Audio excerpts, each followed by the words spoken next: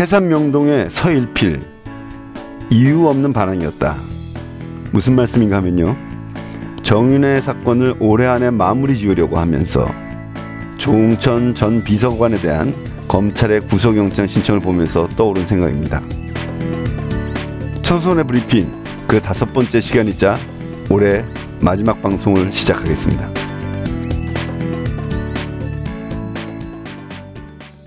현안 브리핑은 3가지를 말씀드리려고 합니다. 첫 번째, 조응천 구속영장 신청에 대한 우리 당의 견해, 그리고 최근 문제가 된 기업총수 가석방과 관련된 이야기들, 또 한미일 군사정보 공유 약정 체결에 대한 이야기입니다.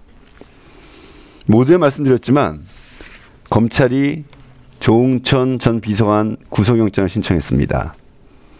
이제 올해 안에 서둘러 마무리 짓겠다는 것이죠. 정말 일사천리로 진행된 영장 신청이었습니다. 청와대의 하명 그대로 문건 유출 수사로 마무리 지어가고 있습니다. 소위 문고리 3인방 중 2 비서관은 조사조차 하지 않은 검찰이 애초부터 진실을 밝힐 의지가 없었다는 것은 누구나 알 수 있는 일입니다. 검찰의 수사대로라면 정윤회 씨와 문고리 3인방은 아무 잘못도 없고 권력 암투도 없었는데 조 전 비서관과 박경정이 거짓 정보 문건을 만들고 불법 유출하고 또 이를 박지만 씨에게 전달하는 일탈 행위를 벌였다는 것입니다. 이를 그대로 믿는다고 하더라도 도대체 왜 그런 행위를 했는지 납득할 수 없는 일입니다. 정말 시끄러웠는데 결국은 이 2-3 사람의 일이었다. 태산명동의 서일필이라는 것이고, 이 사람들이 왜 이런 엄청난 일을 벌였는지 그 이유를 알 수 없다. 이유 없는 반항에 불과한 것이다. 이렇게 매듭짓겠다는 것입니다. 특검과 국조만이 진실을 밝힐 수 있을 것입니다. 그리고 국가의 기강을 바로잡을 수 있을 것입니다. 정말 고약한 냄새가 나는 권력 암투가 이렇게 덮어져서는 안 될 것입니다. 또 쉽게 덮어지지도 않을 것입니다. 청와대, 새누리당, 정부, 즉 당정청 모두가 비리 혐의로 수감 중인 기업 총수들의 가석방 내지는 특별사면을 위해서 이리저리 공을 주고받으면서 분위기를 만들어가고 있습니다. 경제 활성화를 명분 삼아서 횡령, 사기 등의 범법 행위를 저지른 재벌 총수들에게 특혜를 주고 면죄부를 주자는 것입니다. 아마 땅콩 리턴 사건이 없었다면 더욱 공공연히 밀어붙였을 것입니다. 이번 가석방 대상 중에 한 명으로 거론되는 최태원 SK 회장의 경우는요, 징역 4년 중 48%의 형기만 채운 상태입니다. 형기의 3분의 1을 넘으면 가석방이 된다고는 하지만 법무부 통계를 보면 50% 미만을 마친 사람에 대해서는 가석방이 실시된 사례가 한 건도 없었습니다. 거의 대부분이 70% 이상의 형기를 마치고 나서야 가석방의 대상이 됐다는 것을 우리 당 서기호 의원이 밝혀내기도 했습니다. 특혜 중에 특혜이고 법치주의를 파괴하는 것입니다. 이에 대해서 우리 노회찬 전 대표는 한 인터뷰에서 금메달 딸 가능성이 높은 사람은 폭행을 해도 봐줘야 된다는 논리하고 똑같다, 이렇게 비판했습니다. 낙수 효과도 사라진 지 오래됐습니다. 그런데 1,000억 원에 가까운 회사 돈을 횡령한 총수를 풀어주면 투자가 활성화될 것이다. 그리고 경제가 활성화된다는 것은 궤변 중의 궤변입니다. 박근혜 정부는 경제 민주화 공약은 이미 헌신자처럼 내던진 지 오래됐습니다. 이제는 더 나아가서 노골적으로 경제 활성화라는 미명 아래 무소불위의 재벌 공화국을 만들겠다는 것입니다. 해고 요건 완화를 핵심으로 한 노동시장 계약 추진도, 또 어제 발표된 규제 완화 계획도 일련의 재벌 공화국 만들기 프로그램임이 분명합니다. 최태원 회장 석방하려면 쌍용자동차 노동자들도 복직시켜야 합니다. 지난주에 심상정 원내대표, 그리고 문정은 부대표, 김재남 의원과 함께 쌍용자동차 고공농성장에 갔다 왔습니다. 노조분들도 만나고요. 멀리서 전화통화했습니다. 언제 끝날지 모르는 이 싸움 반드시 승리하기를 바라는데요. 심상정 대표나 전화 모두가 쌍용이 곧 신차, 티볼리라고 하죠. 신차를 내놓는다고 하는데 정말 대법원에서는 회사가 이겼는지 몰라도 쌍용 해고자들과 함께하는 그런 모습을 보여줄 때 국민의 기업에 대한 신뢰, 그리고 아마 티볼리도 더 잘 팔리게 될 것이다. 그런 조언을 드리고 왔습니다. 국가 경쟁력은 비리와 부패에 단호할 때 강해지는 것입니다. 정부는 수감 중인 기업인들에 대한 가석방과 사면 시도를 즉각 중단해야 합니다. 북한의 핵 미사일에 관한 한미일 군사정보 공유 약정이 월요일 오늘 체결됩니다. 정의당은 그동안 한일 간 군사협력이 결국은 일본의 재무장을 재촉하게 되며 한일 간 군사협력 노선을 고수하는 한 일본군 위안부와 같은 과거사 문제를 해결하려는 노력은 수포로 돌아갈 것이라는 점을 분명히 경고한 바 있습니다. 전쟁 국가로 발돋움하기 위해 아베 정부가 과거사를 왜곡하고 있는 상황에서 일본과의 군사협력 추진은 과거사 왜곡을 비판하는 명분을 사라지게 만들 것이기 때문입니다. 나아가서 극우 아베 정권이 추진하는 군사 대국화와 동북아 패권 국가 구상에 힘을 보태주는 매우 어리석은 일입니다. 문제는 거기에 그치지 않습니다. 한미일 삼각 군사협력은 한미, 미일로 나뉘어 온 동맹과는 근본적으로 그 성격이 다릅니다. 한미일 군사협력은 전후체제의 양상을 뒤바꾸고 동북아의 새로운 냉전 질서를 초래하게 될 것입니다. 우리 정부로서는 북핵처럼 우리와 직결된 문제를 평화롭게 해결하기 위해서라도 중국과 러시아와 협력해야 합니다. 그런데도 어느 일방에 선 것은 동북아 질서를 더욱 위태롭게 만들 것입니다. 당장 미사일 방어 체계에 동참한 것 아니냐라는 의혹과 의구심을 살 수밖에 없게 되었습니다. 이 동북아의 치열한 패권 경쟁 속에서 한국이 희생양이 되어가고 있는 것입니다. 2012년 이명박 정부가 한일 군사정보협정을 밀실에서 추진하려다가 국민적 비판에 직면해서 중단한 바 있습니다. 박근혜 정부가 한일 간 군사협력에 빗장을 연다면 똑같은 일을 경험하게 될 것입니다. 한일 군사협력을 중단하는 것이 역사를 바로잡고 평화도 지키고 안보도 지키는 길이라는 점을 박근혜 정부는 분명히 알아야 할 것입니다. 박근혜 정부는 걸핏하면 애국심을 내세웁니다. 그러나 박근혜 정권이야말로 정말 애국심이 있는 정권인지 스스로를 돌아보아야 할 것입니다.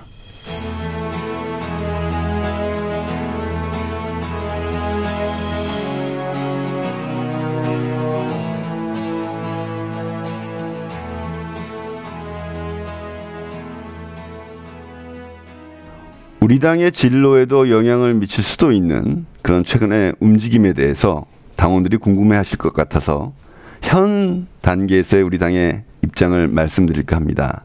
하나는 명진 스님, 그리고 김세균 교수님, 그리고 정지영 감독 등등이 함께하는 105명이 약칭 국민모임이란 명의를 통해서 지난 24일 성명을 발표했죠. 그 내용 몇 군데를 읽어드리면 이렇습니다. 한때 집권 세력이었던 새정치민주연합은 신자유주의 체제를 무비판적으로 수용한 원죄를 안고 있을 뿐 아니라 여당의 독주를 막고 국민의 생존권을 지킬 의지와 능력을 이미 상실했다. 야당, 새정치연합으로는 더 이상 안 된다.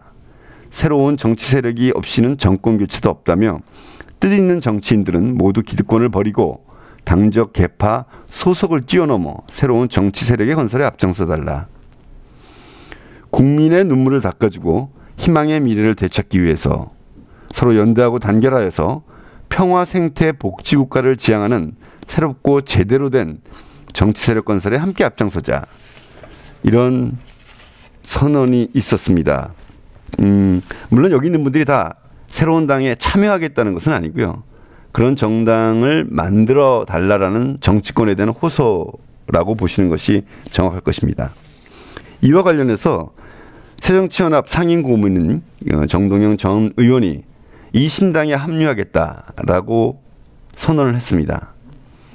우리 당원들과 정의당을 바라보는 많은 주변의 국민들이 저것은 도대체 정의당에 어떤 영향을 끼칠 것인가, 또 정의당은 이 문제에 대해서 어떻게 답할 것인가를 궁금해하고 있습니다.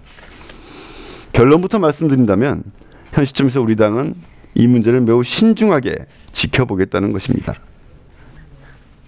국민 모임 분들이 제기한 문제의식에는 충분히 공감하지만 과연 이분들이 어떤 새로운 정당을 하겠다는 것인지, 과거의 진보 정치에 대한 철저한 성찰과 대안을 가지고 있는 것인지 아직 매우 불투명합니다. 인물 중심의 제3정당이 왜 실패했던 것인지에 대한 답도 아직 보여주지 않고 있습니다. 당내 의견을 수렴해 나갈 것입니다. 그래서 내년 초 둘째 주 정도에 계획되어 있는 저의 신년 기자회견을 통해서 이에 대한 입장을 보다 구체적으로 밝힐 것입니다만, 앞서 말씀드렸듯이 이 진보 세력을 보다 강화하는 것에 대해서는 어떤 이견도 없지만 단지 덩치를 키운다고 국민에게 사랑받을 수 있는 것은 아니다. 덩치를 키운다고 당의 경쟁력이 생길 수 있는 것은 아니다라는 것이 현재의 판단입니다. 이와 관련해서 지난 9월인가요? 지지난 전국위원회에서 우리 당이 진보정치 재편과 야권 혁신에 대한 기본 입장을 정리한 바 있습니다. 이때 결정 내용을 다시 한번 좀 상기시켜 드리고자 합니다. 진보혁신과 재편에 공감하는 모든 진보정치 세력과 함께 명실상부하게 진보정치를 대표하는 더 큰 정당으로 나아가기 위해서 적극적으로 노력할 것이다.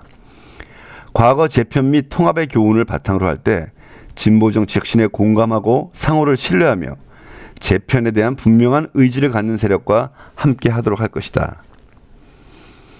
지향하는 가치와 비전, 당의 운영 원리가 다른 정당 간의 통합은 가능하지도 바람직하지도 않으며, 그런 통합을 통해 정의당의 가치와 정책을 실현하는 것도 야권을 강화하는 것도 기대할 수 없다.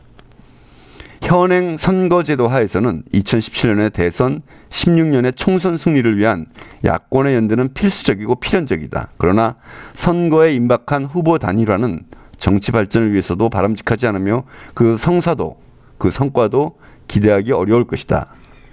우리 당은 야권 다당제 구도에서 총선 승리를 위해 중장기적인 정책 중심의 연대, 공정하고도 확장적인 선거 연대를 도모하며 능동적이고 유연한 연합정치를 구사해야 할 것이다. 이런 결정이 있었습니다.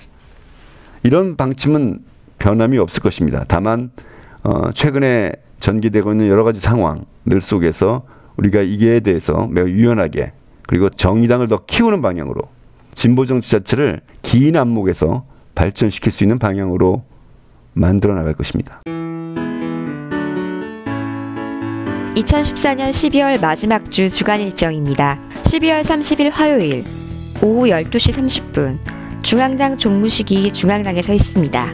2015년 1월 1일 목요일 오전 10시 중앙당 신년 인사, 세월호 분향소 조문 및 세월호 유가족 대책위원회와 함께 떡국을 나누는 시간이 안산 합동 분향소에서 있습니다. 1월 1일 목요일 오전 6시 전남도당 해맞이 행사, 1월 2일 금요일 오전 10시 광주 전남 시민사회 진보연대 합동 시무식이 망월동 묘역에서 있습니다. 1월 4일 일요일 인천시당 신년 산행 및 시무식이 있을 예정입니다. 가슴 아픈 일이 많았던 한 해였습니다. 2015년에는 더 좋은 소식만 있기를 간절히 바라봅니다. 그럼 내년에 뵙겠습니다. 원댕정 기획실 곽곤이었습니다. 2014년 한 해가 저물어갑니다. 보통 연말이 되면 어려운 일, 힘들었던 일 잊자라고 우리가 서로를 격려하고 인사합니다. 그러나 우리는 세월호를 잊을 수 없을 것입니다. 앞으로도 대한민국은 세월호를 잊으려는 세력과 잊지 않으려는 세력 간의 쟁투가 전개될 것입니다. 우리 정의당은 내년 첫 1월 1일 신년 하례회를, 신년 인사회라고 보통 하죠. 특별히 갖지 않고 당일날 안산에 마련되어 있는 세월호 분향소를 찾아가 분향하고 가족들과 함께 떡국을 나누는 그런 행사를 하려고 합니다. 원래 엄마들의 밥상이라는 이름으로 계획되어 있다고 합니다. 거기 가서 일도 거들고 함께 떡국을 나누면서 세월호에 희생된 아이들의 그 희생을 헛되이 하지 않기 위해서 정치권이 무엇을 할 것인가, 정의당이 무엇을 할 것인가를 다짐하면서 새해를 시작하겠습니다. 2015년에 뵙겠습니다.